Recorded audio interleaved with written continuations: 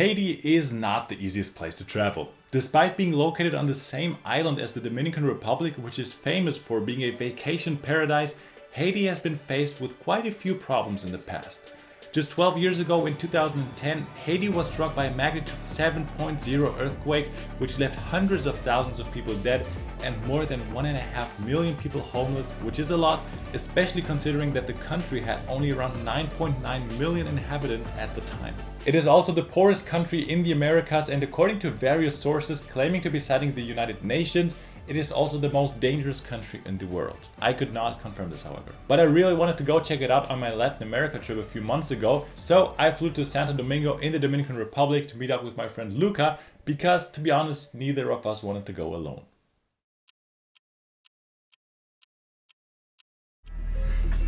Where are we? So we wanted to take an Uber to the city, but then Uber said for some reason like the $10 price wasn't valid and wanted us to pay $35.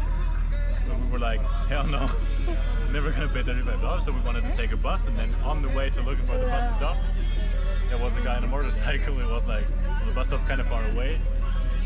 Should I take you? And we were like, yeah, okay, why not? So then he took us to some place. I have no idea where we are, but now here's the bus, and people say that it's going to the city. So yeah. One thing that opened my eyes a bit was that for most people from Europe or North America, the Dominican Republic is always seen as this tropical paradise.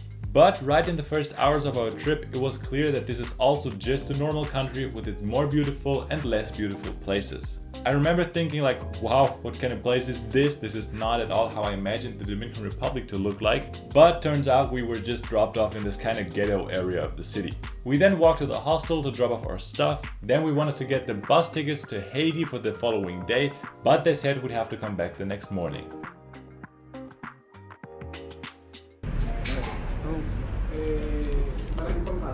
Okay, so we just bought our tickets to Port-au-Prince, and they said there's some like problem with the border or something, that if we have to go back then we go the next day. That's what they said. But yeah, I just hope we make it to Port-au-Prince now and then out again. We were really scared to go. We just wanted to go, check it out real quick, and then make it back to the Dominican Republic. Okay, so we just bought the bus tickets, and now we're in the bus to Port-au-Prince. It was actually very, very expensive. $165 for two people, so $165. Wow. And half of that is just taxes. The ticket price consisted of the actual price for the ticket, the tourist tax for the Dominican Republic, and tourist tax for Haiti. So then we were on our way from Santo Domingo to Port-au-Prince, which is the capital of Haiti. An alternative for Port-au-Prince would have been Cap Haitien or Cap Haitian. Apparently it's safer and you can walk around more freely, but I have to admit that saying I've been to Port-au-Prince is definitely more impressive than Cap Haitian.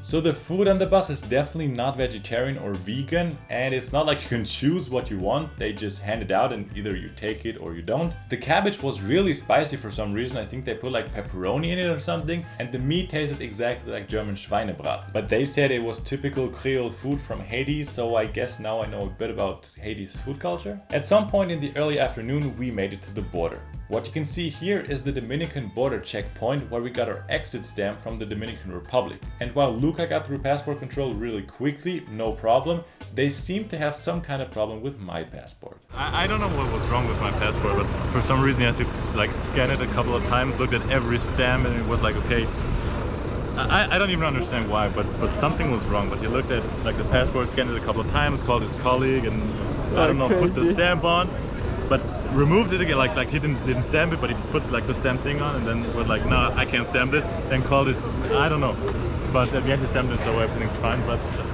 something was wrong, and that was kind of weird. Then we went to the Haitian side. First step was to get our bags checked at customs. Okay, we're now at the Haitian Immigration.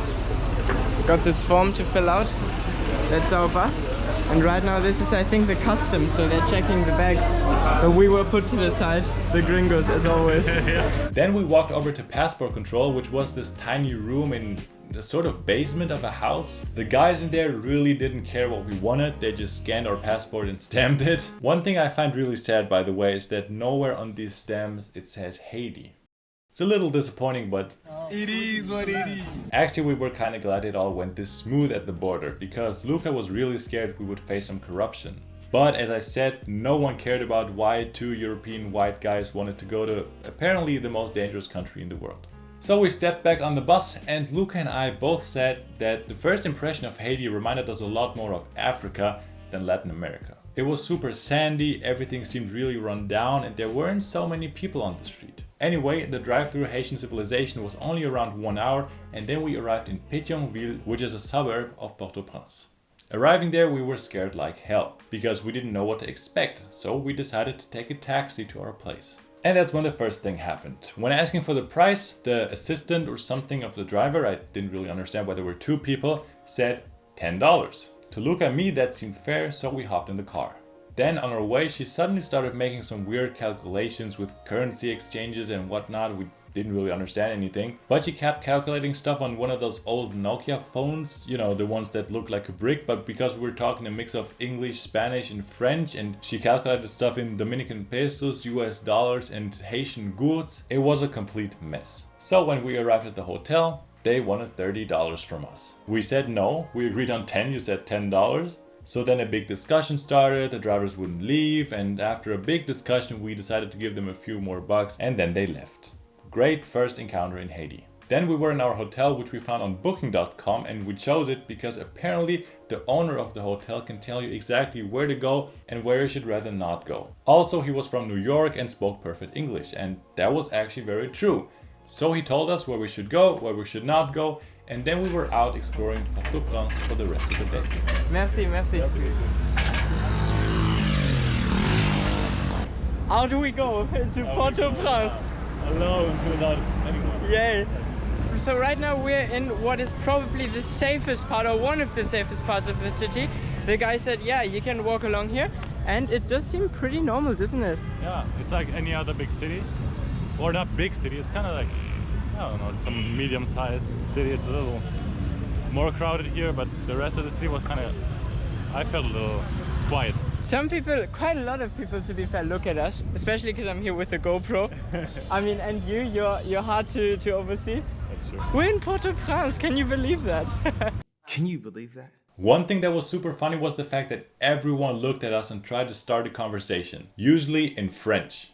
Luke and I both know some French, so I can show you a few conversations here, but don't expect too much from us. Okay, we're being screamed at quite often, no matter where we go. People do like try to talk to us or more scream to us. Alcool, merci, merci. Hey, tu parles français, tu parles français? Peut-être plus tard, peut-être plus tard. Mais Ouais, moi, ouais. je vais boire. Yo, ciao. Different here. Hey, bonjour. Other people just stare at us and yell, but I think that's just normal. We then walked around some more, saw some government buildings, and I think then we left the really safe area. Ouf. C'est bloqué ici. Here you can even see barricades from the protests that happened earlier that day. Yeah. Okay, here's the deep Hey, you. Hey. Bonsoir. The city also has a Yeah, big yeah. garbage problem. There's trash on the street everywhere. Would you say Haiti is a place that you need to visit? No. True. It depends on who you are. If you're just the average traveler that's in the Dominican Republic and ask themselves, oh, should I cross the border? Then no.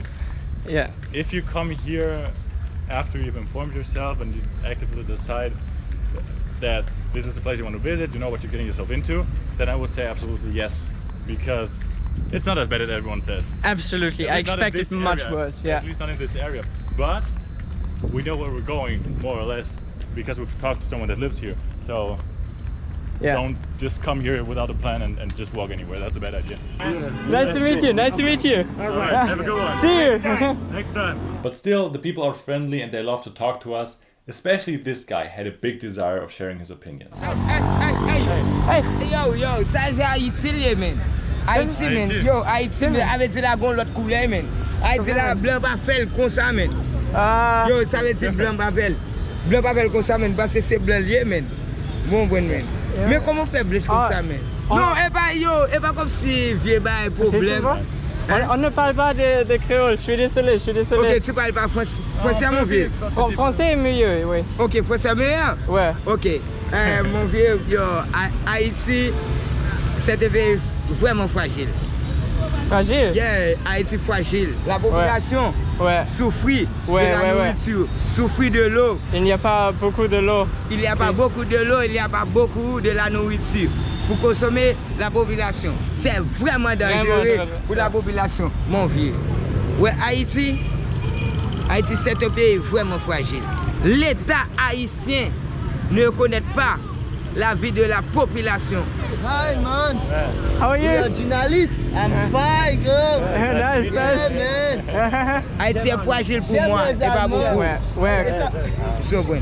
Il faut le faire, man. Il faut le faire le vidéo, man, parce que La nourriture privée. Ouais. Les choses sont vraiment chères. Haïti, la chose le plus chère d'Haïti, l'eau, courant, la nourriture, c'est vraiment cher. Toutes les choses essentielles, non? Toutes les choses sont vraiment chères, man. We talked to those guys for like an hour or two, and because it was getting dark, it was time for us to head back to the hotel. Okay, so we just got some Haitian beer, Prestige. Apparently it's like the best beer in the world. Yeah, and That's they how want he some made it sort seem. of prize. They're like this little golden thing here, World Beer Cup 2012. They won apparently. World Beer Cup 2012. I mean, so they won the World Beer Cup twice. Wow. Okay. Yeah, that's impressive though. Cheers. I like it. It's actually not bad. Yeah, It's actually really nice. good, Yeah.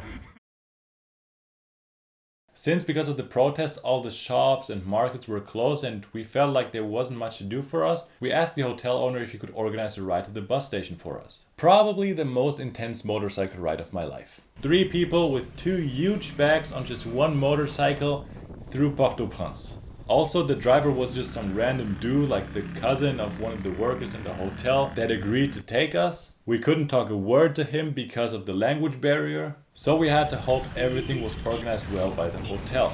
And then, of course, he drove us to the wrong place. It was a mess, but after some explaining, he understood where to take us, and then it all went well. That is, until it was time to pay him. Same story as the day before, the hotel owner guaranteed us a price of $10, the driver wanted $30. Luckily, after a phone call, it was all solved. But then the really big problem came. You see, there's one bus from Port-au-Prince to the Dominican Republic per day. And obviously you need to buy a ticket for that bus at the counter, in cash. Now guess who didn't have any cash on them? Finding yourself in Haiti without any cash is probably one of the worst situations you can find yourself in. We didn't have time to run to an ATM because the bus was about to leave, and also the area really wasn't safe. Luckily, the lady from the bus company bought a ticket for us with her own money, and we could pay it back to her in cash as soon as we arrived in the Dominican Republic. Otherwise, we would have been really screwed. So, if you want to go too, definitely bring enough US dollars.